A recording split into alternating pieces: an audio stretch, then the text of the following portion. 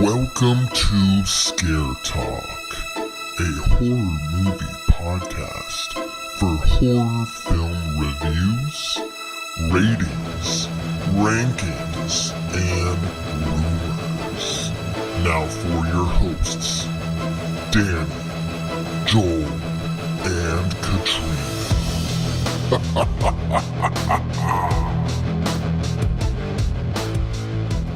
And this is Scared Talk. I am Danny, and I'm here with Cuddly Katrina. That's the one. And we've got Jungle Jim Joel. Oh. Hey guys, what's up? I'm in a Jungle Gym. All right, nice. Yeah. Hey, kids play on the Jungle Gym. Yeah, At the park, you know? Yeah, and this is a kid's movie. Yeah, and they play yeah, with of course, it's a kids movie. cuddly teddy bears. Yeah, this is imaginary. We're doing If, the other imaginary. I'm sure that one's probably a little scarier. Yeah. Hey, don't give away. No. So today we are talking about the brand new Blumhouse film Imaginary. Joel, can you tell us who is a part of it? All right, so this one stars DeWanda Weiss. She's our main character in this movie, and she was in, drum roll please, 10 episodes of a show called Three Women. She was in Jurassic Park Dominion, and 19 episodes of a show called She's Gotta Have It. Okay. I don't know two of those. I've seen Jurassic World Dominion, but I don't remember the character in that movie. And then we've got Tom Payne. He plays the husband character who leaves halfway through the movie. Yeah. He was in 33 episodes of Prodigal Son, 30 episodes of Waterloo Road, and what I remember him from was The Walking Dead. He was in 45 episodes of that. Oh. All right. So, yeah, he had a pretty big character arc, and then he dies. In a actually pretty cool way, though. But, and we've got Piper Braun. She is our main character, the little girl. Mm-hmm. She was in 26 episodes of Super Kitties. Like a little kid, like a 5-year-old little kid. I just looked at the cover and I was like, it's very colorful and bright. And then 13 episodes of a show called Aaron and Aaron. Just differently spelled Aaron's ERIN and AARON. Okay. It's kind of clever. Yeah. And then 10 episodes of Country Comforts. Yes. That's what we knew her from. Oh, that's what. Yeah. It's like a Netflix show. Yeah, it's a cute show. Felt like a Hallmark Netflix type of thing. Yeah. It was really cute, and she has a super thick, like country accent, and so my daughter was excited. She was like, nice. Do you know who that is? Picture her with a really big accent. This was written by a couple people, so bear with me here. Greg Erb did the screenplay. He wrote Rocket Man. Yeah. I like that 90s one. Princess and the Frog. I was thinking the Elton John. Yeah. Oh, no. Rocket Man, 90s Rocket Man. It's like a Disney movie. Yeah. No, not that one. Okay. Princess and the Frog and Monster High, the movie. Oh, so got some kids stuff on this one for this movie. And then we've got Jason Orumland, also did a screenplay. Also, Princess and the Frog, Monster High, the movie, and Reindeer in Here, which also Greg Erb did as well. I think they're writing partners, I guess. Sounds like it. Yeah. And then we've got Jeff Wadlow. He also did a screenplay. So all three are just known for the screenplay. So I don't know if the story already exists or what, but nobody was known for the story on this, so that's kind of weird. Interesting. But he wrote Kick-Ass 2, Truth or Dare, and Fantasy Island. So we've at least talked about him once before. He's got a couple Blumhouses under his belt. Yep. Yeah, he does. And this was directed by Jeff Wadlow as well, who directed Cry Wolf, Never Back Down, which was like a UFC type movie in the 2000s, which was actually pretty good, and True Memoirs of an International Assassin, which was a Kevin James movie. I think that was on Netflix just a couple years ago. So Kevin his James directing is very versatile. He is, yeah. I think I do remember watching that, and it wasn't as comedic as I thought it was going to be. He was like an actual like assassin like type of. Really? There was definitely some comedy in there, but yeah, it was a lot of action in there too. So yeah, this guy, his filmography is kind of all over the place. Yeah, interesting. For writing and directing. So. All right. Okay. Well, a woman returns to her childhood home to discover that the imaginary friend she left behind is very real and unhappy that she abandoned him. Yeah. Very unhappy. Man. Yeah. All right. So let's see what people have thought about this one so far. So this one is very new. So we actually don't have an audience score for this one. So we just have the tomato meter.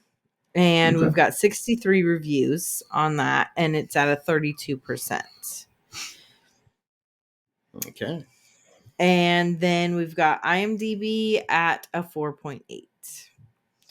And with that, we have 1,549 reviews. Oh, it actually just went up to a 4.9. Huh. Wow. That's funny. Wow. Live action. Yeah. So okay. I guess people are starting to like it a little more. Well, so let's see what we think. Yeah. So before we get into too deep into it, we're gonna have to drink some water. Yeah. It's really good to remember to do that. Yeah. And we like to put our magical powder in our water. It's called Liquid IV. And it gives you the energy. It gives you the electrolytes. It's good to have when you're sick, maybe when you're hungover, just to make sure that you're staying hydrated. It has more electrolytes than you might get in a sports drink. There are all kinds of flavors, and there are sugar-free options. This one is a sugar-free white peach. And yeah, there's some for energy as well. So yeah. There's even some for sleep. Yeah. So go check that out. Joel and I were just talking about how we felt like it really did help when we were sick. Yeah. So it can really help with that. And heard that it's pretty good for hangovers. Okay. We're not alcohol drinkers, so we haven't had to do that. Well, there's real people, real flavor, real hydrating. Get 20% off when you go to liquidiv.com and use code ScareTalkCode at checkout. That's 20% off anything you order when you shop Better Hydration today using promo code ScareTalkCode at liquidiv.com. What? Anything I order? Yeah. Wow. Anything at all. All right. So just a reminder, we're only going to be doing spoiler-free stuff. And then you'll have to go to our Patreon to get the entire episode with all the spoilers. Yeah. So let's get into it. Yeah. What'd you guys think?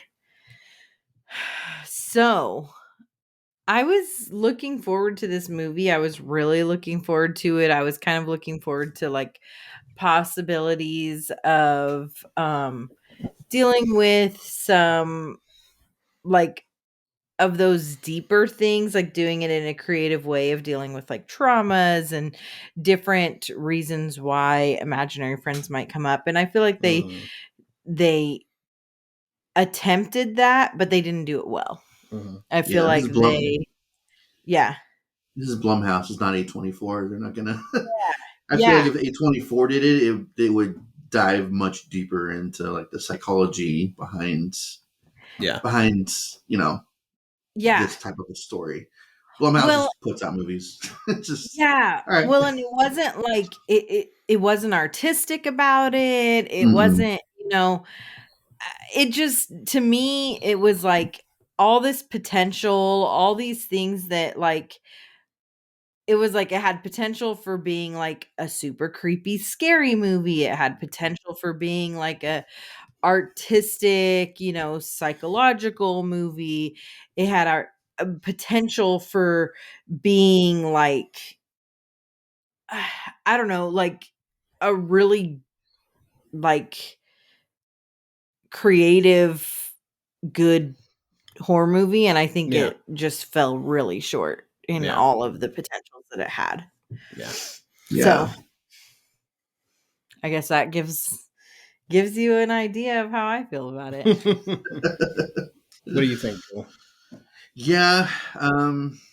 I I would agree with that. I was actually because I had heard from at least one person that I follow on YouTube who said that it's like kind of a mix of Megan and Boogeyman, and I liked both of those movies.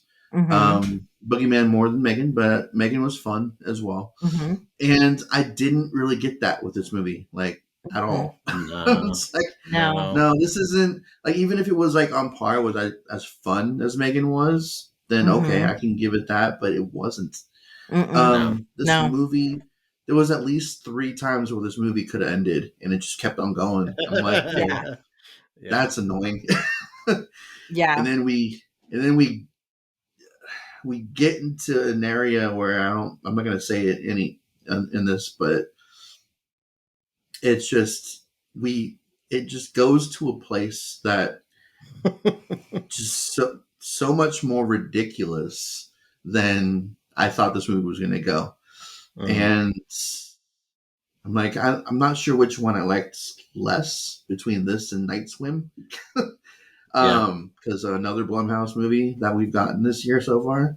Mhm. Just like, come on, Blumhouse, you gotta do better with Yeah. Yeah. your movies. You're 0 for 2 this year. Um, Yeah. but yeah, yeah. So this is probably going to be a negative review from all three of us. It sounds like so. um, but yeah, it was not good. Like the dialogue was really bad at some point, some parts. I Mhm. actually really liked the little girl. She was I the do one too. carrying this entire movie. I Which liked her and I liked the stepmom. I The liked, main yeah, character. I especially liked them together. Yes. When in their scenes, and I did like how the little girl's character completely changes once she even meets the Mhm. Mhm. teddy bear. Like you see a total like change in her attitude and everything, and I Yeah. thought that was kind of good. But then it just goes downhill from that point, and it's like, okay, well, Yeah. Well, and the fact that this little girl who is what, like 8, 9 years old is like the mhm, best actress in the movie is like, yeah, wow, like Yeah. either yeah, she's a pretty good little actress. hmm Um, but also that just says a lot for Yeah. the rest of it the does, movie. yeah. Is it She also has like? go ahead. Oh, sorry. I was just gonna say, as far as like the acting goes, I do like the stepmom character when Mhm. she's with her, but when she's with other people, it's also kind of cringe. Like when she's with her Yeah. dad, I was like, Oh, okay, yes, this is exactly. so bad. It And at like was. the It was. hospital, it's like, come on, guys. Yeah. It's just Yeah, the she was dialogue. I think pretty. is just horrible. Yeah.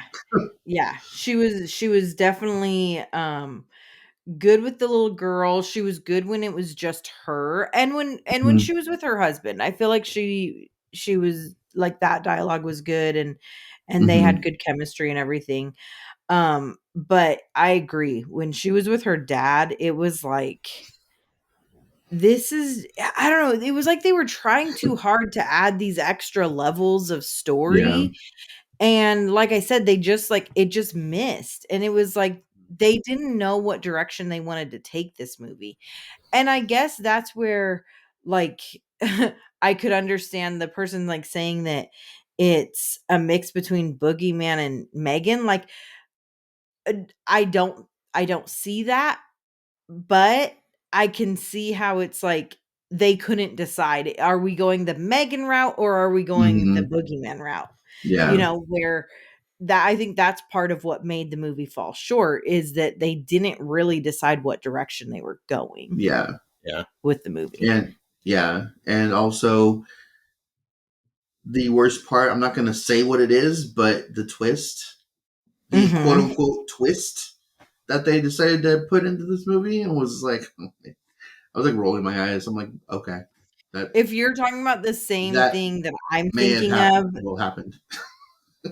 yeah. If you're talking about the same thing that I'm thinking of, that actress in that part was just oh my gosh. So Joe, are you talking about the neighbor? No. No, I'm talking about the twist that happens like halfway or so when little girl's seeing the therapist or whatever. Yeah. Yeah. Oh. Yeah. And then is that it a was twist? It's so minimal. It definitely is cliche. It's so minimal that you guys are like, oh yeah, that happened. But it is a twist. It's for I'll explain it when we get to it. But I was not I guess I didn't realize it was a twist necessarily because I thought all along that was going to be what it was. Like I was pretty sure that was already like known. Yeah. Especially with I mean, we'll talk about it later. These movies have to spoon feed their audience to be like, okay, that's what's happening now. When that happens, I'm pretty sure they thought their writing was so much more intelligent than it actually was, that they were going to get like some gasps from the audience. And I was like, okay. It's like, it was like that happened. Like, it just, all right, cool. And did it really matter? No, it didn't matter at all. Like, they didn't need that twist. Didn't need to happen for this movie to continue. Yeah, it's like I guess what mattered was that it needed to happen for that one character to realize. Yeah. Well, anyway, we'll talk more about. We'll talk about it. We've confused our non-Patreon. Well, we've made our non-Patreon members want to subscribe to be able to see what we're talking about. They gotta know what crappy. What are we talking about? So I agree that the little girl was probably the best part of the movie. There is a line toward the end that is very like I looked over at you like, oh my gosh. Like, so corny. There's a few. Yeah, there's a number of times. Dialogue is horrible in this movie. Yeah, not very good.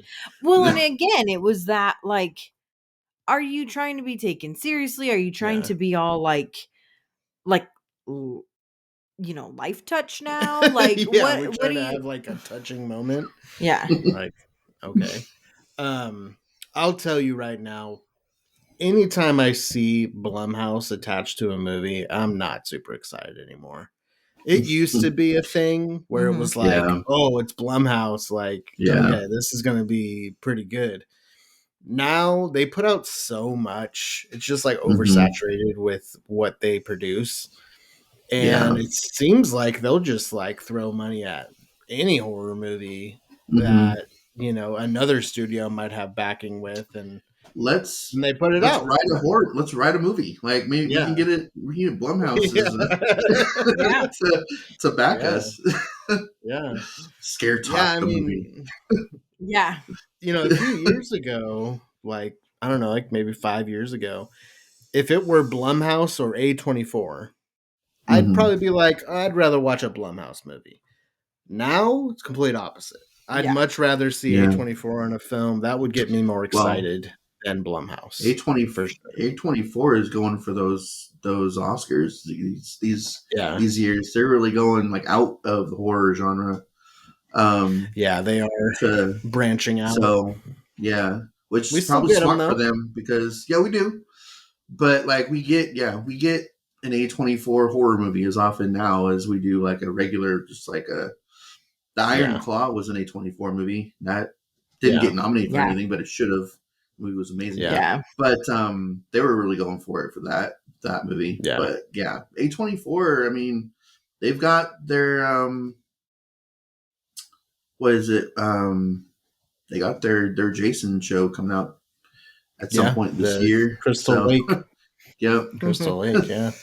So, which that just I and don't understand how A24 and Jason Voorhees can coexist. that sounds like a Blumhouse thing to me. But yeah.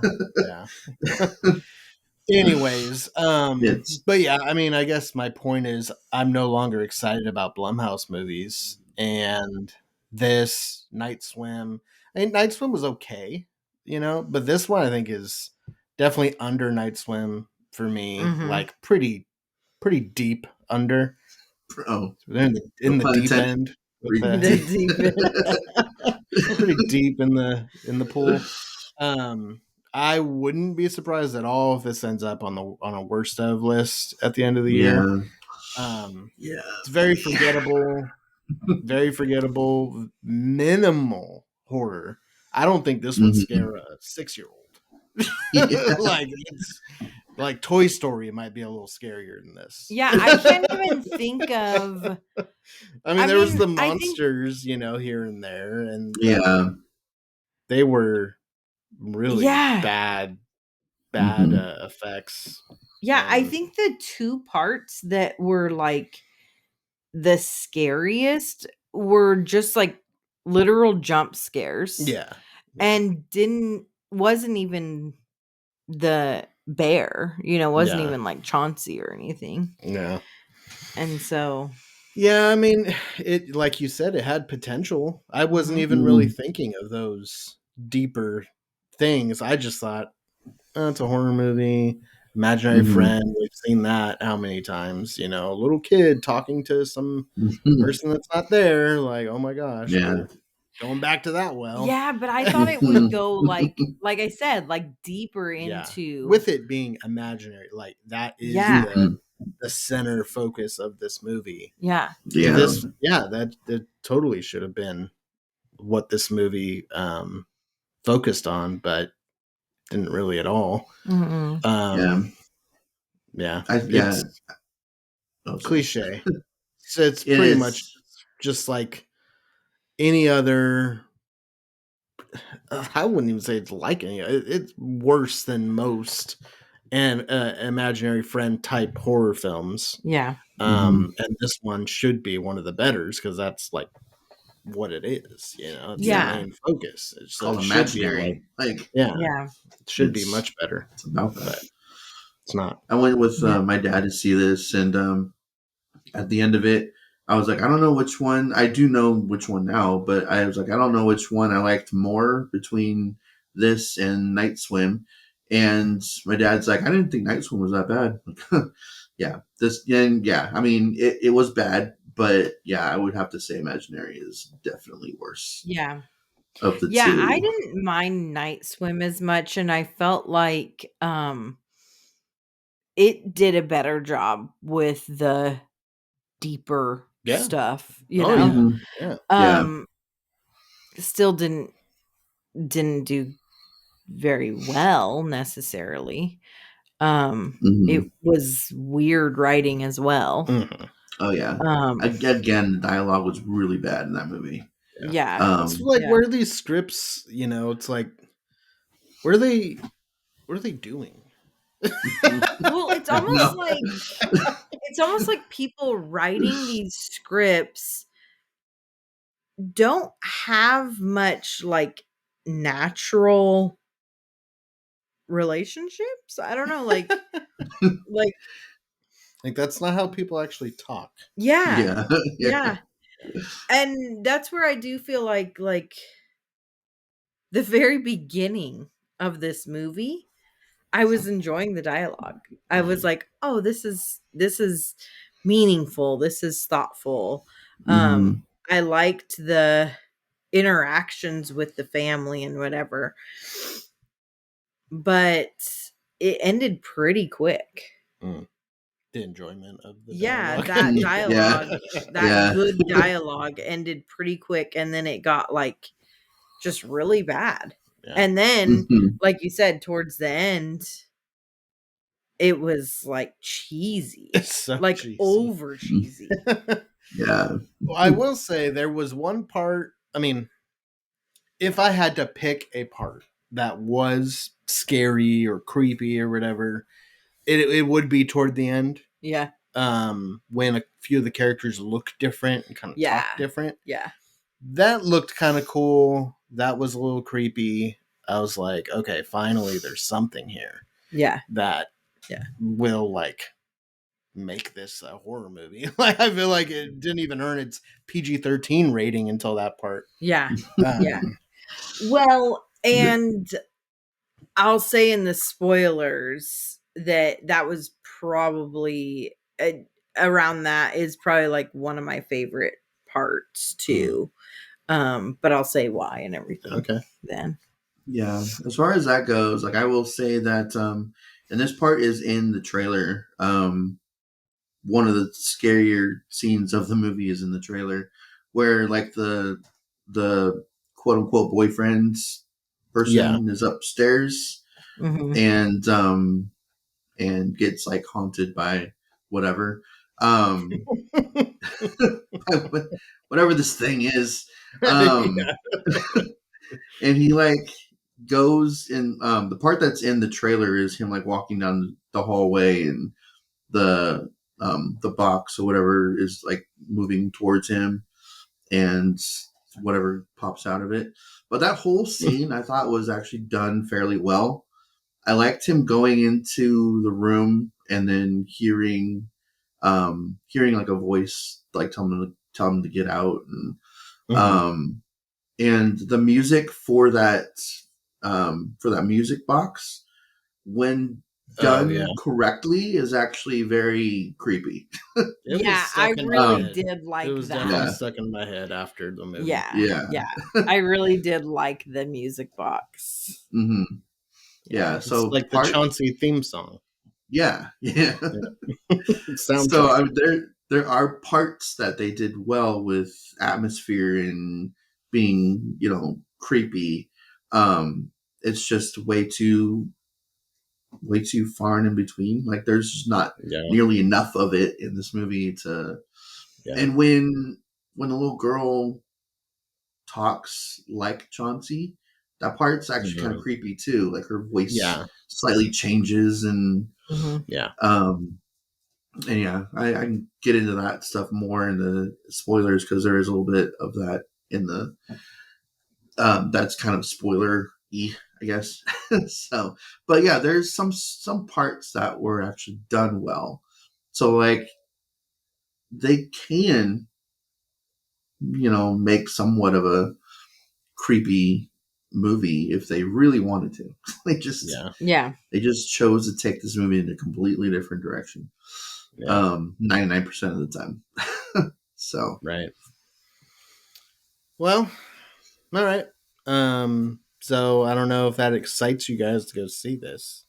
But if you have already seen it, then I'm wondering what your thoughts are. But that's going to be it for this section. Yeah, let us know if you. Oh wait, no, we need to rate it. We have to rate it. Yeah, we got to rate it. Yeah. All right, Joel, what do you think? What's your rating? Oh man, I think I gave Night Swim like a 68%. I'm gonna have to go to like a 62 for this. Okay. It's on the edge of failing, but there's a couple of things that they did correctly in my mind that prevents it from being a complete fail. So okay. What do you think? Yeah, it's so funny because I was like going between 62 to 65. But I'm going to go with 65 just because there are some parts that I do feel like they did well. Like the theme song, like the little girl, I felt like she was pretty good. And I did like the certain parts that I did like are pushing it up a little bit higher. Yeah. So we'll talk about that later. But 65 for me. All right. I'm going to go 51. Wow. It totally failed. Yeah, I didn't like this movie. I thought it was pretty just... If you can make the most generic, like, horror movie today, this is pretty much what it is. Yeah. So just forgettable and just, okay, saw that, hour and a half, never watched it again. Yeah. Forget about it forever. Until December when we talk about the worst of the year. It'll probably be there for me. I hope it'll be there. You know what? I hope it will be too. Because that means that there's at least 5 movies that were worse than this one. Yeah, if you don't talk about it at all, that means that there's even your honorable mentions aren't even. That's not even. Yeah. But yeah, so yeah, hopefully we'll be talking about it. Yeah, we got Winnie the Pooh coming out, so we'll see. Hey, yeah, this is true. You know what? I honestly would probably watch Winnie the Pooh, Blood and Honey, that one from last year, over this. I think I could get more entertainment value out of that than this one. And I think I did rate this one lower than I rated Winnie the Pooh, Blood and Honey. Yeah. Yeah. And the second one's going to be better. So we got more characters. Tigger and Owl. So. Yeah, I don't know that. We'll talk about that. We might be doing a trailer reaction for that. Yeah. And me and Katrina will be watching it in theaters, and we will be doing a episode on that. Just the two of us. Joel is probably won't be in my theater. Yeah, there is a chance it could be. So I don't know. Yeah, Danny's counting you out pretty quick. I know. I don't even know if it's gonna be. We'll see. Okay. All right.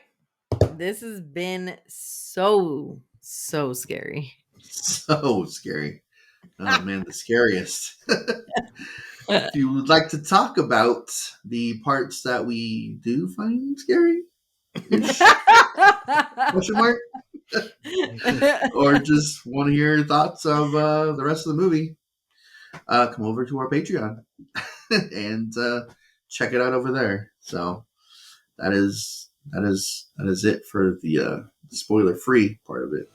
All right. Okay, yeah. So see you guys over at Patreon. If not, we will talk to you next time.